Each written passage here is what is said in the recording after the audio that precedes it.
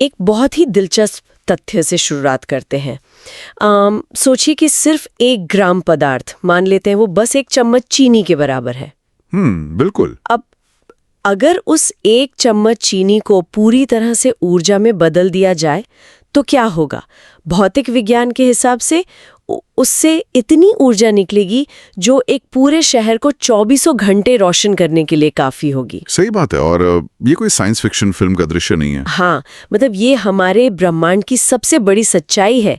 और आज के इस विस्तृत विश्लेषण में, या जिसे हम डीप डाइव कहते हैं, हम इसी असीमित ऊर्जा के रहस्य को डिकोड करने वाले हैं। बिल्कुल। हमारे पास आज ऐतिहासिक लेख, भौतिकी के सिद्धांत और ऊर्जा पर आधारित कई वैज्ञानिक दस्तावेज हैं। तो हमारा मकसद आज श्रोताओं को ये समझाना है कि कैसे इन अदृश्य परमाणुओं को तोड़ने या जोड़ने से इतनी विशाल ऊर्जा बाहर आती है।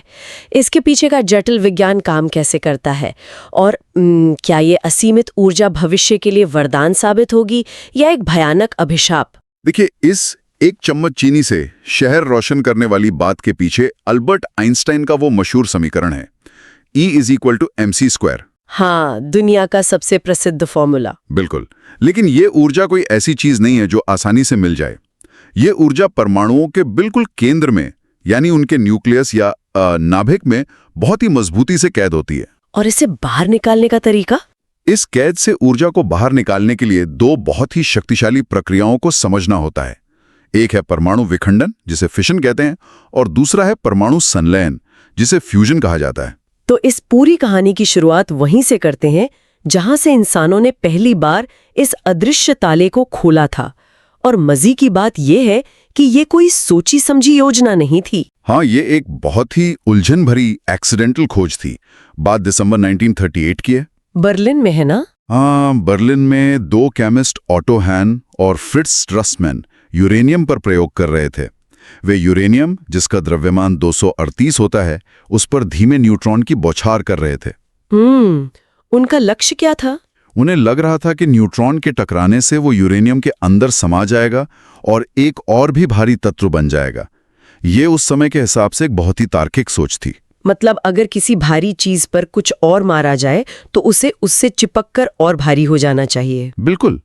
लेकिन जब हान और स्ट्रसमैन ने अपने प्रयोग का नतीजा देखा तो वे पूरी तरह हैरान रह गए। उन्हें यूरेनियम से भारी कोई तत्व नहीं मिला। अच्छा, तो क्या मिला? उन्हें जो मिला वो था बेरियम, और बेरियम का द्रव्यमान सिर्फ 137 होता है। Wait, 1 second. मतलब ये तो कुछ ऐसा हुआ कि आप एक तरबूज पर कोई छोटी सी गोली मारें और वो तरबूज अचानक से सिकुड़कर एक सेब बन जाए। हाँ, बिल्कुल सटीक उदाहरण है। ये बात तो पूरी तरह से समझ से बाहर थी। यही कारण है कि ओटो हान, जो कि मूल रूप से केमिस्ट थे, बहुत उलझन में थे। उन्हें समझ नहीं आ रहा था कि हुआ क्या है। हाँ, उन्हें ये तो महसूस हो रहा था कि शायद नाभिक बीच में से फट गया है। लेकिन इसके पीछे की भौतिकी क्या थी, ये बेरियम आया कहां से, इस बात का कोई जवाब उनके पास नहीं था। और यहीं से कहानी में एक बहुत ही महत्वपूर्ण और ऐतिहासिक मोड़ आता है।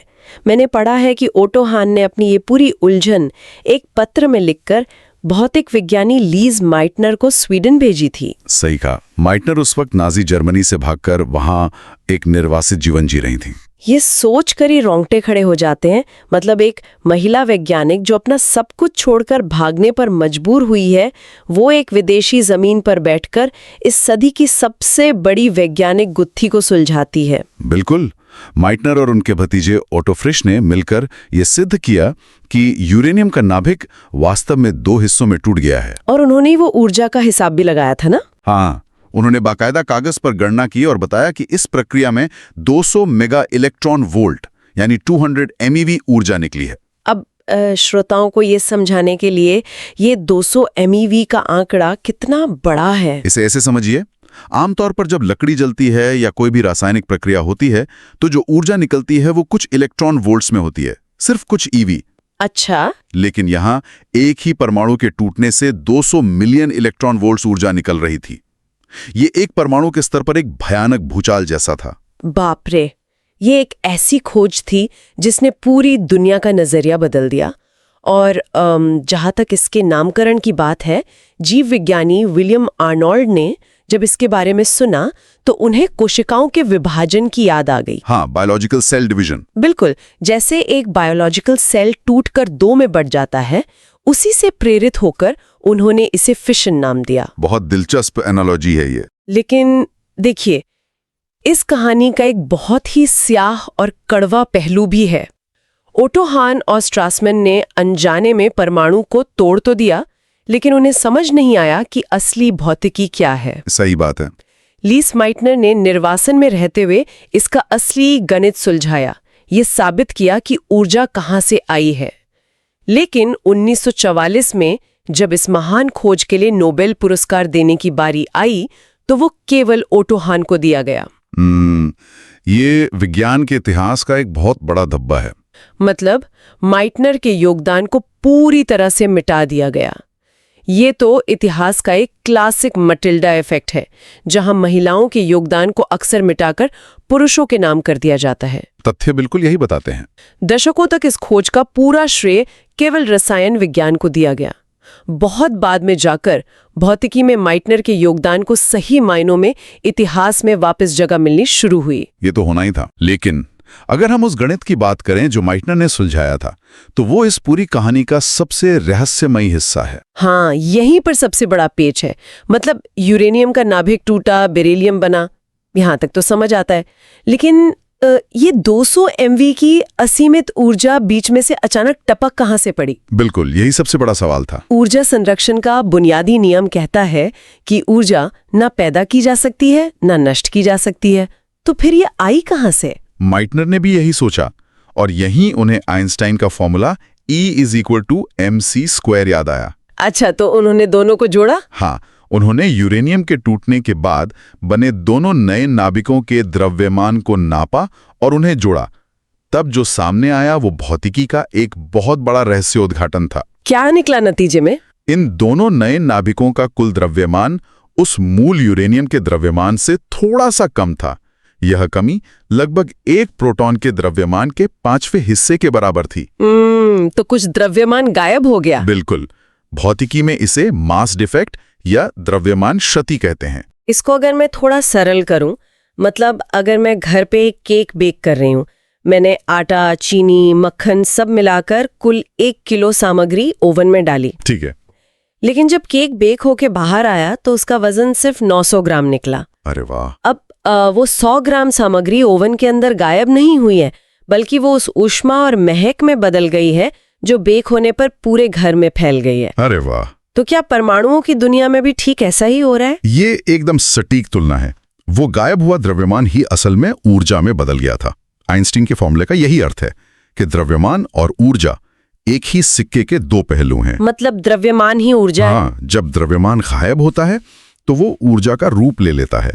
इसे बाइंडिंग एनर्जी कर्व या बंधन ऊर्जा वक्र के जरिए और गहराई से समझा जा सकता है। ये बाइंडिंग एनर्जी क्या होती है? देखिए, किसी भी नाभिक के अंदर प्रोटॉन और न्यूट्रॉन होते हैं। अगर एक ऑक्सीजन या हीलियम के नाभिक को देखा जाए तो उस पूरे नाभिक का वजन उसके अंदर मौजूद अलग अलग प्रोटॉन और न्यूट्रॉन के कुल वजन से हमेशा कम होता है। यानी जब वे कण आपस में जुड़ते हैं तो वे अपने वजन का कुछ हिस्सा त्याग देते हैं और वही हिस्सा ऊर्जा बनकर उन्हें चिपकाए रखता है। सही कहा, यही बाइंडिंग एनर्जी है। अब अगर हम बाइंडिंग एनर्जी कर्व के ग्राफ को देखें तो लोहा यानी आयरन इस ग्राफ के बिल्कुल शिखर पर बैठा है। आयरन? वो कैसे? लोहे का नाभिक ब्रह्मांड में सबसे ज्यादा स्थिर होता है।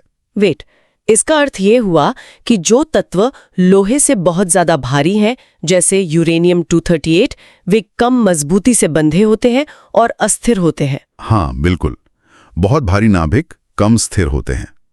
इसलिए जब एक भारी यूरेनियम नाभिक को तोड़ा जाता है यानी फिशन किया जाता है, तो जो नए और छोटे नाभिक बनते हैं वे लोहे के करीब आ जाते हैं और ज्यादा मजबूती से बंधे होते हैं। और जो द्रव्यमान बच जाता है, बस इस प्रक्रिया में जो द्रव्यमान बच जाता है वो ऊर्जा बनकर बाहर निकल जाता है।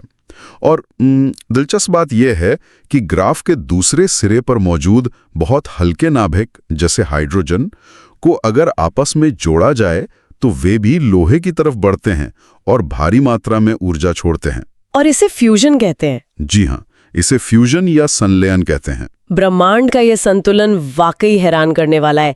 मतलब भारी को तोड़ो तो भी ऊर्जा मिलती है और हल्के को जोड़ो तो भी ऊर्जा मिलती है। बिल्कुल। और इसी भारी परमाणु को तोड़ने की तकनीक ने हमें आज की दुनिया में भारी मात्रा में ऊर्जा दी है। वैज्ञानिक दस्तावेज बताते हैं कि आज दुनिया की 10% से अधिक बिजली इसी न्यूक्लियर फिजन से आती है। हाँ, ये एक बड़ा आंकड़ा है। लेकिन केक बेक करने के इस तरीके का एक बहुत ही खौफनाक साइड इफेक्ट भी है। सही कहा आपने। इस तकनीक का स्याह पक्ष इसके कचरे में छिपा है। जब फिशन की प्रक्रिया होती है तो यूरेनियम के टूटने से कई तरह के रेडियोधर्मी तत्व पैदा होते हैं। जैसे कि इनमें स्ट्रोंटियम 90, सीजियम 137 और प्लूटोनियम 239 मुख्य हैं। ये कोई आम औद्योगिक कचरा नहीं है। प्लूटोनियम 239 हजारों सालों तक रेडियोधर्मी रहता है। ये एक ऐसा सवाल है जो मुझे हमेशा परेशान करता है कि ये रेडियोधर्मी विकिरण असल में इंसानी शरीर को नुकसान कैसे पहुंचाता है। मतलब क्या ये शरीर को जला देता है या जहर की तरह काम करता है? देखिए, ये आयनकारी विकिरण या आयोनाइजिंग रेडिएशन छोड़ता है। इसे ऐसे समझें कि जब आयनकारी विकिरण शरीर से गुजरता है तो ये इतना शक्तिशाली होता है कि जीवित कोशिकाओं के अंदर परमाणुओं से इलेक्ट्रॉनों को खींचकर बाहर निकाल देता है। बाप रे! ये ऐसा है जैसे चलती ट्रेन से किसी मुसाफिर को झटके से बाहर खींच लिया जाए। जब शरीर के अणुओं से इलेक्ट्रॉन छिन जाते हैं तो डीएनए की संरचना टूट जाती है। तो इसके तुरंत प्रभाव क्या होते हैं? अगर भारी मात्रा में विकिरण एक साथ मिल जाए तो तीव्र प्रभाव दिखते हैं, जैसे गंभीर जलन और रेडिएशन सिकनेस। और अगर थोड़ा थोड़ा लंबे समय तक मिले? अगर लंबे समय तक कम मात्रा में विकिरण मिलता रहे तो डीएनए की मरम्मत प्रणाली काम करना बंद कर देती है, जिससे कैंसर का खतरा पैदा होता है। और इतिहास में इसके भयानक परिणाम देखे भी गए हैं। मुझे अप्रैल 1986 में हुई चेरनोबिल परमाणु दुर्घटना याद आ रही है। ये इसका सबसे बड़ा उदाहरण है। ऐतिहासिक रिपोर्ट्स के अनुसार चेरनोबिल में एक परीक्षण किया जा रहा था। इस टेस्ट के दौरान कई अनिवार्य सुरक्षा प्रणालियों को बंद कर दिया गया या नजरअंदाज किया गया, जो कि एक बहुत बड़ी गलती थी। बहुत बड़ी। परिस्थितियां नियंत्रण से बाहर हो गई और रिएक्टर फट गया। वातावरण में भारी मात्रा में विकिरण फैल गया। उसमें कितने लोग हताहत हुए थे? 31 लोग तो तुरंत मारे गए, जिनमें से ज्यादातर आपातकालीन स्थिति में पहुंचे फायर फाइटर्स थे। लगभग 200 लोगों को गंभीर रेडिएशन बीमारी हुई और संयंत्र के आसपास के दायरे से करीब 1,50,000 लोगों को अपना घर छोड़कर हमेशा के लिए जाना पड़ा। ये एक भयानक ऐतिहासिक और वैज्ञानिक भूल थी। बिल्कुल। एक परमाणु रिएक्टर के अंदर असल में हो क्या रहा है? हम यूरेनियम को तोड़ रहे हैं, उससे भयानक गर्मी पैदा कर रहे हैं और उस गर्मी का इस्तेमाल सिर्फ पानी को उबालने के लिए कर रहे हैं। तकनीकी रूप से मतलब पानी उबलता है, भाप बनती है, भाप एक टरबाइन को घुमाती है और बिजली पैदा होती है। मूल रूप से ये बस पानी उबालने का एक बहुत ही जटिल और उन्नत तरीका है। आप इसे ऐसे कह सकती हैं। लेकिन इसके बदले में हम ऐसा कचरा पैदा कर रहे हैं जो मानव सभ्यता के इतिहास से भी ज्यादा लंबे समय तक खतरनाक रहेगा। क्या केवल पानी बनाने के लिए इतना बड़ा जोखिम उठाना और इतना खतरनाक कचरा धरती पर छोड़ना वाकई कोई समझदारी है? ये सवाल ऊर्जा वैज्ञानिकों के बीच भी लगातार उठता रहा है। देखिए, फिशन भारी मात्रा में ऊर्जा तो देता है, लेकिन कचरे के प्रबंधन और दुर्घटनाओं का जोखिम इसे एक अपूर्ण और संक्रमणकालीन तकनीक बनाता है। तो इसका विकल्प क्या है? इसी कारण से वैज्ञानिक ऊर्जा क्षेत्र के सबसे बड़े लक्ष्य या कहें तो ब्रह्मास्त्र की तलाश कर रहे हैं, और वो लक्ष्य है परमाणु संलयन या फ्यूजन। मतलब वो तरीका जिससे हमारा ब्रह्मांड, हमारे तारे और हमारा खुद का सूरज रोशन होता है। बिल्कुल। फ्यूजन में भारी और अस्थिर परमाणुओं को तोड़ने का कोई काम नहीं होता। इसके बजाय बहुत ही हल्के परमाणुओं को आपस में जोड़ा जाता है। तो धरती पर इसे कैसे किया जाता है? धरती पर इसके लिए हाइड्रोजन के 2 समस्थानिकों ड्यूटेरियम और ट्रिटियम का इस्तेमाल किया जाता है। जब इन दोनों को अत्यधिक तापमान और दबाव पर आपस में टकराया जाता है तो वे जुड़कर हीलियम का एक नाभिक बनाते हैं, एक न्यूट्रॉन छोड़ते हैं और साथ ही असीमित ऊर्जा उत्पन्न करते हैं। और इससे कोई कचरा नहीं निकलता? इस पूरी प्रक्रिया में जो हीलियम बनती है वो पूरी तरह से हानि रहित गैस है। कोई लंबे समय तक रहने वाला रेडियोधर्मी कचरा नहीं। अरे वाह, ये तो किसी जादुई समाधान जैसा लगता है। लेकिन अगर फ्यूजन इतना ही सुरक्षित और शक्तिशाली है तो आज हमारे शहरों में फ्यूजन पावर प्लांट्स क्यों नहीं चल रहे? क्योंकि इसे धरती पर नियंत्रित करना इंजीनियरिंग की सबसे बड़ी चुनौतियों में से है। सबसे बड़ी बाधा Q1 हासिल करना है। वेट, ये Q1 का क्या गणित है? Q एक अनुपात है जो ये मापता है कि रिएक्टर के अंदर प्लाज्मा को गर्म करने और बनाए रखने के लिए कितनी ऊर्जा लगाई गई और बदले में फ्यूजन रिएक्शन से कितनी ऊर्जा वापस मिली। अच्छा, तो आउटपुट इनपुट से ज्यादा होना चाहिए? बिल्कुल। जब Q का मान 1 से ज्यादा होता है तब जाकर ये कहा जाता है कि लगाई गई ऊर्जा से ज्यादा ऊर्जा पैदा हुई है। इसे इग्निशन भी कहते हैं। तो ये इतना मुश्किल क्यों है? इसे हासिल करना इतना मुश्किल इसलिए है क्योंकि सभी परमाणु नाभिकों पर पॉजिटिव चार्ज होता है।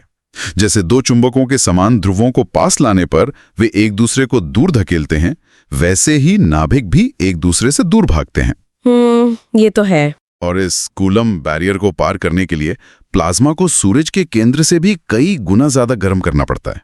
और मैंने सुना है कि इसी दिशा में कुछ समय पहले कैलिफोर्निया में एक बहुत बड़ा मील का पत्थर पार किया गया है। सही सुना है आपने। कैलिफोर्निया की नेशनल इग्निशन फैसिलिटी यानी NIF ने हाल ही में इतिहास रचा। उन्होंने क्या अलग किया? उन्होंने पारंपरिक मैग्नेटिक रिएक्टर के बजाय इनर्शियल कन्फाइनमेंट नाम का एक अलग तरीका अपनाया। सरल शब्दों में कहें तो उन्होंने 192 बहुत ही शक्तिशाली लेजरों का इस्तेमाल किया। 192 लेजर, वो भी एक साथ? हाँ, और उन सबको एक साथ रेत के दाने के आकार के एक छोटे से फ्यूल पैलेट पर फोकस किया।